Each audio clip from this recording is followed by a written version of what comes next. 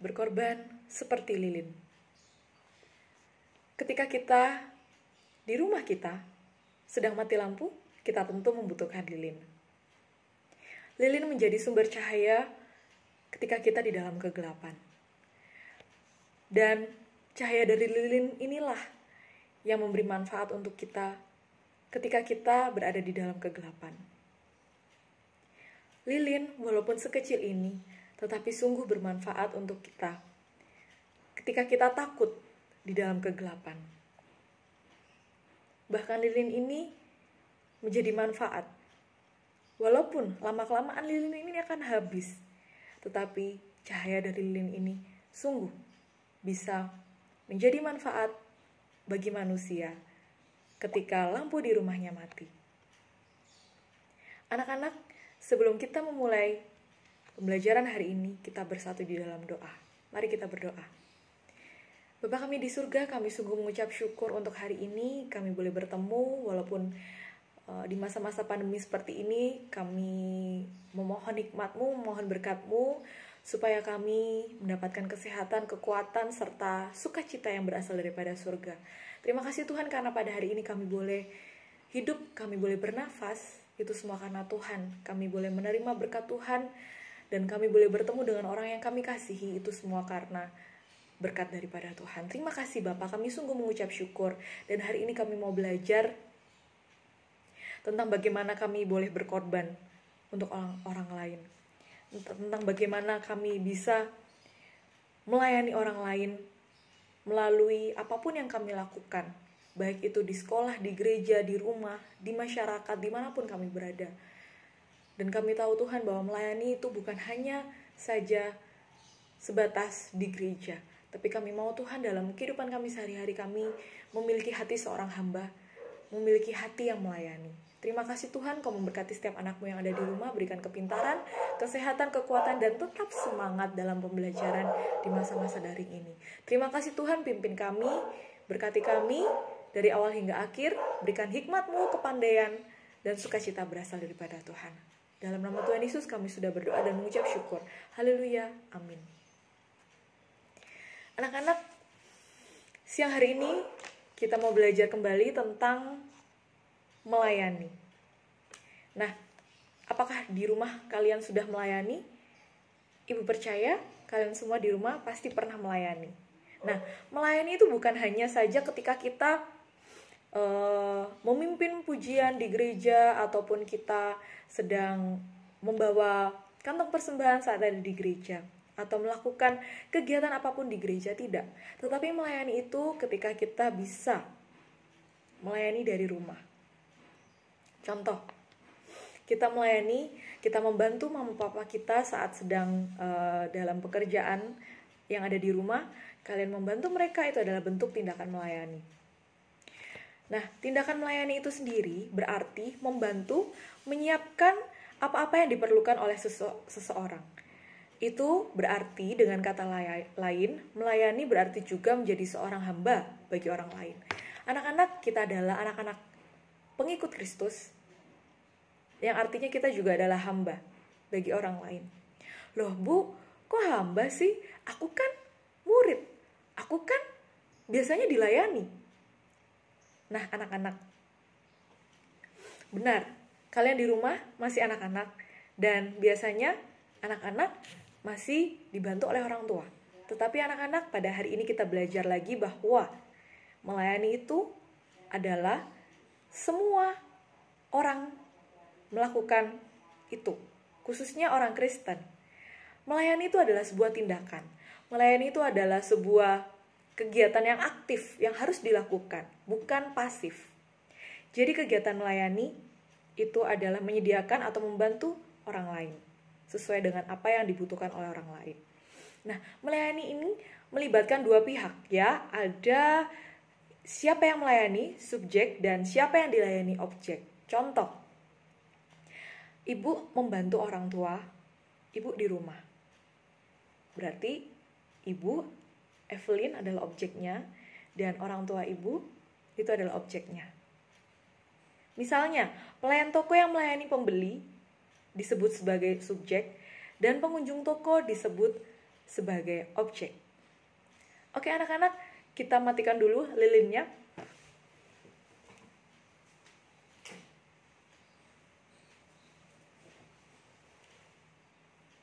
Oke, terima kasih. Ya, lumayan lilinnya bisa untuk mati lampu. Ya. Kemudian, di dalam Alkitab, ya, kita mau belajar hari ini tentang seorang tokoh, ya. Tidak hanya seorang tokoh, ada 2 tokoh juga, ya, ada Yosua, ada Paulus. Nah, Yosua itu menjadi abdi Musa. Ingat, Yosua itu adalah seorang abdi Musa, seorang pelayannya dari Musa. Dia itu bertugas melayani, menyediakan keperluannya. Nah, itu terdapat dalam Keluaran pasal 24 ayat 23. Seorang abdi, seorang pelayan itu harus siap memenuhi permintaan dan melaksanakan setiap perintah tuannya. Berbeda dengan budak, ya, berbeda dengan budak. Abdi berbeda dengan budak. Kalau budak, contohnya itu adalah Onesimus. Onesimus ini adalah budak dari Filemon. Onesimus tidak dapat menentukan apapun untuk dirinya sendiri. Ya, segala sesuatunya, ya, Filemon itu yang berkuasa atas diri dari Onesimus. Hidup matinya Onesimus ada di Filemon, tuannya. Jadi Filemon ini adalah tuannya. Onesimus harus melayani dan melakukan apapun yang diinginkan oleh Filemon, sekalipun harus sampai mati. Jadi budak ini harus bersedia berkorban sampai mati pun, ya, hidupnya pun untuk tuannya. Nah, ini juga ada Samuel, melayani Tuhan sejak kecil. Dia tidak menjadi budak, tetapi menjadi seorang pelayan. Stefanus dan 6 temannya, ya, ada 7 diaken. Diaken itu adalah orang, ya, pelayannya disebut diaken. Nah, pelayanannya yang dilakukan oleh 7 diaken yaitu Stefanus, Filipus, Prokorus, Nikanor, dan Parmenas, Timon, Nikolaus, itu yang dilakukan oleh mereka disebut sebagai pelayanan diakonia. Sedangkan 7 orang tadi itu namanya diaken. Pelayanan yang dilakukannya oleh mereka adalah disebut pelayanan diakonia. Anak-anak, setiap murid Tuhan Yesus adalah pelayan, tanpa kecuali. Setiap orang Kristen adalah pelayan, termasuk guru dan kalian. Setiap orang yang mengaku bahwa Tuhan Yesus Kristus adalah Raja, Juru Selamat, berarti setiap orang disebut pelayan. Anak-anak yang ingin mau menjadi terbesar, siapa yang mau jadi terbesar? Siapa yang ingin jadi terbesar di antara seluruhnya? Dia harus menjadi seorang pelayan, bukan orang yang dilayani. Ini terdapat di dalam Matius pasal 20 ayat 26b. Jadi kalau kalian ingin menjadi besar, ya, ingin menjadi besar bukan badannya yang besar, ya, tetapi jika kalian akan nanti dihargai, dihormati, ya, kalian harus menjadi seorang pelayan. Loh Bu, kok jadi seorang pelayan? Aku kan gak mau sulit-sulit, aku kan belajar aja. Nah, ini belajar aja sudah tantangannya banyak. Masa aku mau jadi pelayan, Bu? Masa aku sekolah-sekolah capek-capek sekolah 12 tahun loh, Bu, nanti. Masa aku jadi pelayan? Anak-anak, Ibu Evelyn juga mengalami seperti itu. Sekolah lama, tetapi pada akhirnya kita akan menjadi pelayan Tuhan. Pelayan itu adalah seseorang yang mau berkorban untuk orang lain. Dan kita ada di dunia ini menjadi anak-anak Tuhan, kita berkorban untuk Tuhan Yesus. Kita berkorban untuk orang tua kita. Kita berkorban untuk teman kita. Contoh, kita mengorbankan waktu kita untuk membantu teman kita, untuk membantu orang tua kita, walaupun kita mempunyai kepentingan sendiri. Tapi itu kita sudah melakukan tindakan pelayanan. Nah, itu kita bisa mengorbankan waktu. Pertama, ya, mengorbankan tenaga kita untuk membantu orang lain yang mungkin di tengah jalan kalian bertemu dengan seseorang yang membawa belanjaan yang berat, seorang nenek yang membutuhkan bantuan ketika membawa belanjaan yang berat, kalian bisa membantu dengan tenaga kalian. Itu sudah pengorbanan dalam bentuk tenaga. Paulus menuliskan surat kepada Timotius bahwa tugas seorang hamba Tuhan adalah melayani dengan cara. Nah, ini dengan cara apa ya? Memberitakan firman Tuhan dan melakukan pekerjaan pelayanan Tuhan dengan setia. Ya, Paulus menuliskan surat untuk Timotius di dalam 2 Timotius 4 ayat 1 sampai 8. Kalian bisa baca di rumah. Nah, di situ dikatakan bahwa melayani itu dengan cara memberitakan firman Tuhan. Loh, bukan, aku masih kecil, aku masih kelas 6. Gimana caranya aku memberitakan firman Tuhan? Caranya adalah ketika teman kalian ada yang lagi sedih, lagi ada murung, sedih, menangis, berduka. Coba, kalau kalian suka baca Alkitab, pasti kalian bisa menghibur melalui firman Tuhan. Ketika kalian membaca firman Tuhan, kalian mengatakan, coba deh teman-teman yang sedang bersedih, kamu datang sama Tuhan, kamu berdoa sama Tuhan, kamu akan menerima kelegaan. Itu terdapat di dalam Matius pasal 11 ayatnya yang ke-28. Marilah padaku semua yang letih lesu dan berbeban berat, aku akan memberikan kelegaan kepadamu. Nah, itu kalian bisa memberitakan firman Tuhan. Dengan cara lain, dengan cara tindakan kalian, perilaku kalian, apakah menjadi berkat untuk orang lain? Apakah bermanfaat untuk orang lain? Nah, Ibu percaya bahwa ketika kalian melakukan hal yang baik dan itu dengan hati yang tulus, Ibu percaya bahwa nama Tuhan dipermuliakan melalui kalian. Apapun yang kalian lakukan hari ini, lakukan semuanya untuk Tuhan. Bukan untuk diri kalian sendiri, bukan untuk orang tua kalian, bukan untuk teman kalian, bukan untuk Bu Evelyn, tetapi untuk Tuhan Yesus. Nah, itu disebut memberitakan firman Tuhan melalui kalian, melalui diri kalian, melalui perkataan, sikap, tindakan kalian. Paulus juga menyebutkan 5 pesan untuk Timotius. Yang pertama, beritakanlah firman. Yang kedua, siap sedia, baik atau tidak baik waktunya. Yang ketiga, nyatakanlah apa yang salah. Yang keempat, tegurlah. Yang kelima, nasihatilah dengan segala kesabaran dan pengajaran. Nah, pada dasarnya, intinya adalah kita diharapkan untuk memberitakan firman. Baik atau tidak baik waktunya, dan kita harus berani untuk menegur yang salah. Memberitahu teman-teman yang salah, menegur mereka, lalu tegurlah dengan baik. Kemudian nasihatilah dengan segala kesabaran dan pengajaran. Bu, aku udah nasihati temanku ini, bandel banget. Dia gak bisa dikasih tahu. Sabar dan doakan dia. Hanya itu yang bisa kalian lakukan.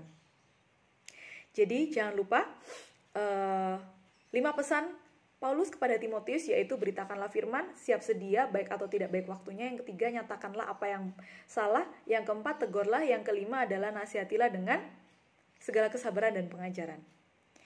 Lalu, Paulus juga menasihatkan Timotius ada 4 hal yang harus diperhatikan, yaitu menguasai diri, sabarlah menderita, lakukan pekerjaan pemberitaan Injil, dan tunaikanlah tugas pelayananmu. Nah, yang pertama, yang paling penting, yang paling sulit kita lakukan adalah menguasai diri kita.